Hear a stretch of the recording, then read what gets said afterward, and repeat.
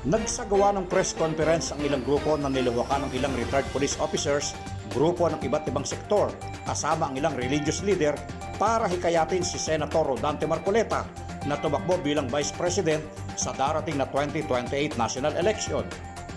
Sa pahayag ng mga taga-suporta ni Marcoleta, inilunsad nila itong pagtitipon para mahikayat ang senador na tumakbo para Vice Presidente dahil si Anya ang may kakayahan, may paninindigan para labanan ang matinding korupsyon na nagaganap sa bansa. Kami sinabi mo na kami isa sa grupo na nagpo-push para tumakbo siyang Vice President.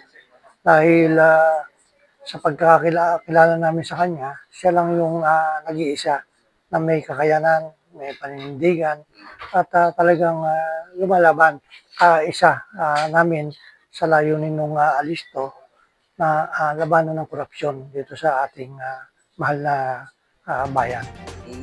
Gayon din ang naging pahayag ni retired Police General Rolando Lorenzo na tanging si Marcoleta lamang ang may lakas ng loob na tugisin ang mga kawatan at magnanakaw sa pamahalaan. Lang po si Senator Dante Marcoleta ang siyang makapagpapabago. Kung napapansin niyo po, napapanood niyo naman sa TV, napapakinggan niyo sa radyo, nababasa niyo sa newspaper, na walang ibang gustong tumugis sa mga kawatan, sa mga ibig sabihin kawatan, sa lahat ng magnanakaw ng pondo natin ng bayan.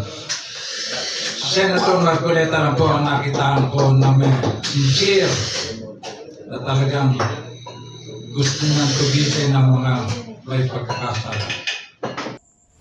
Sinabi pa ni Cruz na sapat ang kakayahan ni Marcoleta, partikular na ang kaalaman sa batas para maging Vice Presidente ng bansa.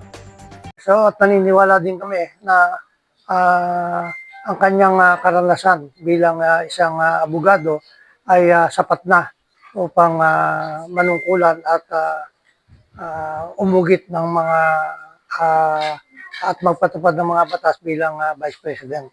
Naniniwala kami sapat na ang kanyang kaalaman pagdating sa batas.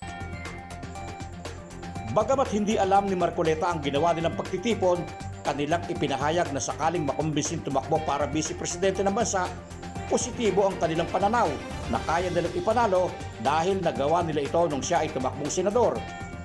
Dagdag pa nila, kung noon anya ay bumuo sila ng Marcoleta for Senator Movement, ngayon ay binuo nila ang Marcoleta for Vice President Movement o MBPM sa lalawigan ng Bulacan.